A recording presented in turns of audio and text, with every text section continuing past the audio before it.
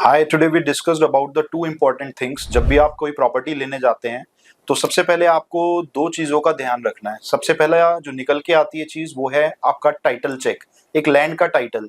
जब भी आप कोई प्रॉपर्टी बाय करते हैं तो सबसे पहले हमें उसको ये देखना है कि उसके जो लैंड के टाइटल्स हैं वो क्लियर हैं या नहीं है। क्योंकि जनरली होता क्या है कि जब आप कोई प्रॉपर्टी बाय करते हैं और बाय करने के बाद में दिक्कत आती है कि कोई फार्मर की दिक्कत है, कोई अथॉरिटी के कोई इश्यूज हैं, तो सबसे पहले हमें ये चेक करना है कि उसके लैंड के टाइटल्स क्लियर हैं या नहीं है।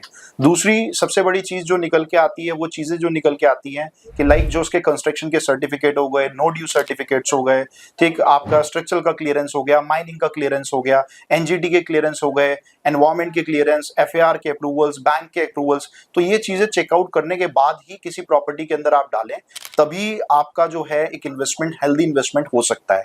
दूसरी चीज कि जब आपकी जो सेकंड चीज निकल के आती है वो आती है आपकी सेल डीड बेसिकली। तो सेल डीड अगर मैं बात करूं आपसे तो आप इसको ले सकते हैं ऐसे कि एग्रीमेंट्स जो हैं, तो उस एग्रीमेंट्स के अंदर आपको बेसिकली पढ़ना चाहिए, वेरीफाई करना चाहिए एक एक पॉइंट को कि आपकी बेसिकली पर्सनल डिटेल्स, आपकी फाइनेंशियल डिटेल्स वो करेक्ट हैं या नहीं है, या उस सेल डीड के अंदर बेसिकली किस तरह के क्लोजेज उन्होंने रखे हुए हैं।